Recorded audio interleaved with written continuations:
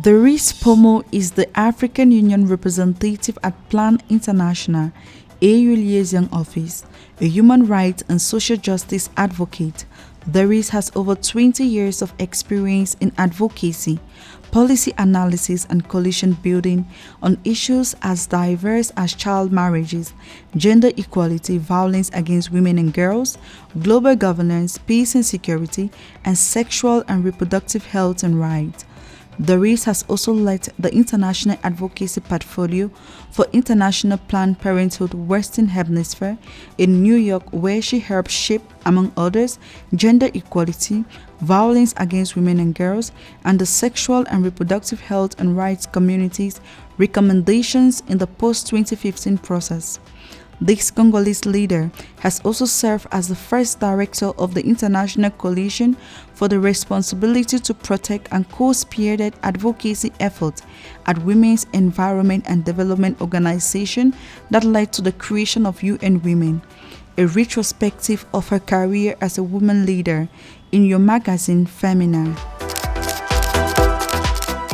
I'm Doris Mpoumou and I'm the director for Plan International African Union Liaison Office based in Addis Ababa.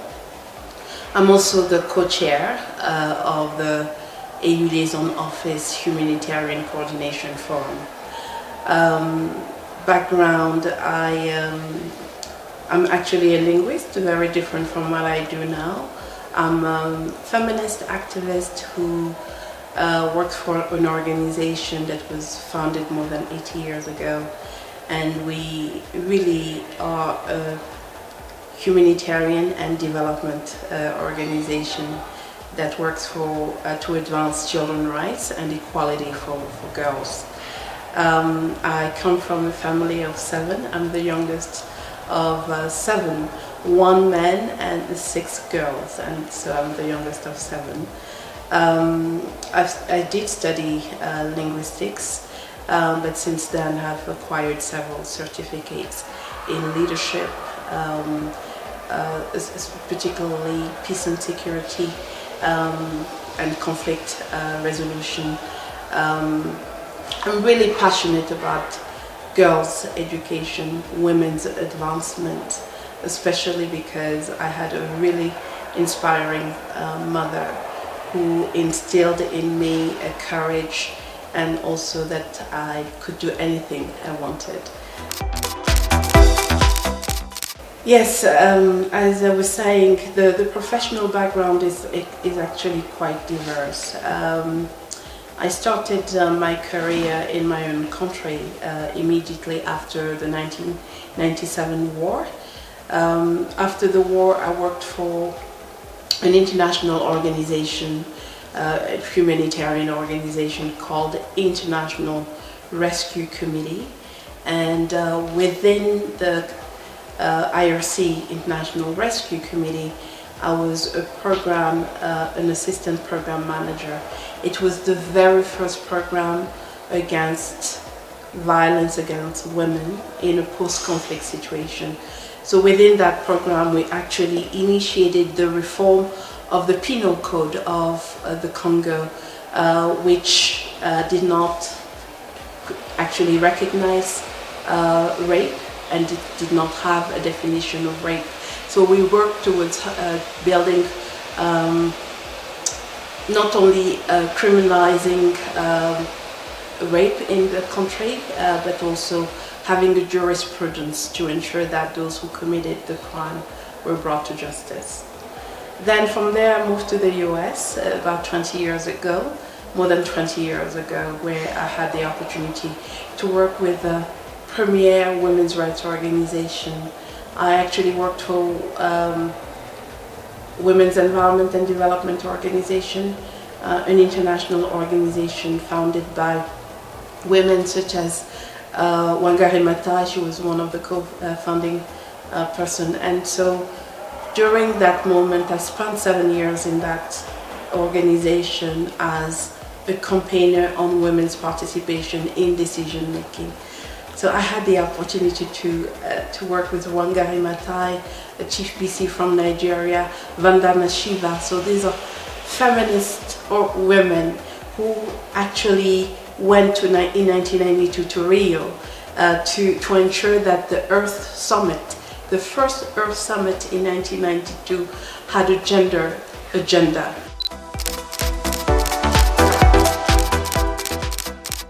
My vision is one of equality, and I have to reflect and pause when I say equality. I am an African woman, and I'm aware of not the challenges, I'm aware of our culture. And our culture is one that promotes complementarity between men and women. And I know sometimes when we talk about equality, it can be controversial in our context. And it can be very difficult for a woman to talk about equality in our families, in our relations as couples, or even sometimes in the workplace. So, especially now, we see a resurgence of fundamentalism. We see issues that we thought were resolved are coming back. And for me, the question is, why are we facing these issues? Of why equality is something that cannot be secured. When we talk about equality, it does not mean that we're undermining anyone. It's just, it's important that all of us, men and women, enjoy our rights, our human rights, our economic rights, our right to live in a safe environment, our right to bodily integrity, our right to be free of child marriage, our right to be free of FGM, our right to have equal salaries with men based on equal competencies. So that's all. It's not about undermining one gender over the other. So that's my vision and the vision that I have for the next generation.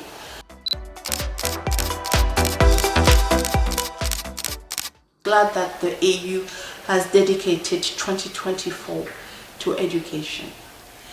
In order to be successful, and that's what we're doing, we're providing skills to young people. We're training them on what they feel passionate about, so they can have the skills. And in terms of skills, I'm talking about having good, quality, inclusive, and relevant education. It's taught there. It's a minimum. So you can go through the tertiary education or through technical and professional training. But we need to ensure that the training that we provide to our young people, to children, is relevant. What we're noticing now is that there is a dissonance between the curriculum, the school curriculum, and the market. We're training young people, and the skill that they're getting does not respond to the market. So that's something that we need to address. And Plan International is actually advocating with other organizations to ensure that there is a curricular reform. We need to have a reform to ensure that the curricula at the Pan-African level and at country level respond to the needs of the 21st century.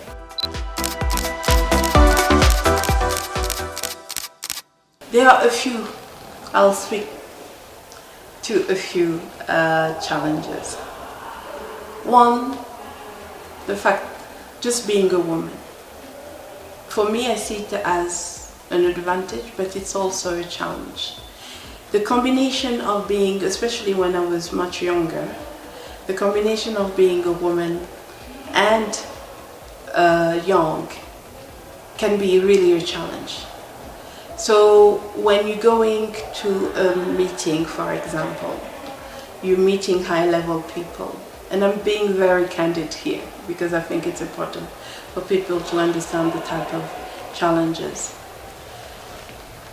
While we promote, many countries promote women's leadership, in actuality, sometimes to be accepted as a leader, it does not come easy. I remember going and meeting a high-level person in my first assignment. I looked very young, and my deputy was a man and looked much older.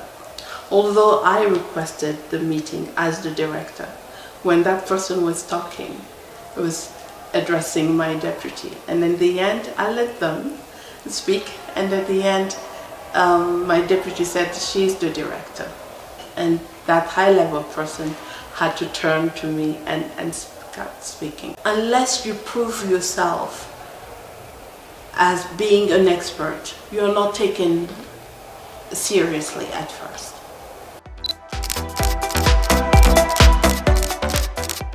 As a director and as a leader, it's very important to know a little bit.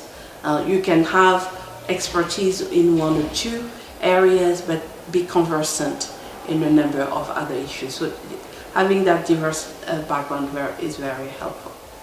2, being curious and going always beyond what is expected of you. That's what I've tried always to do.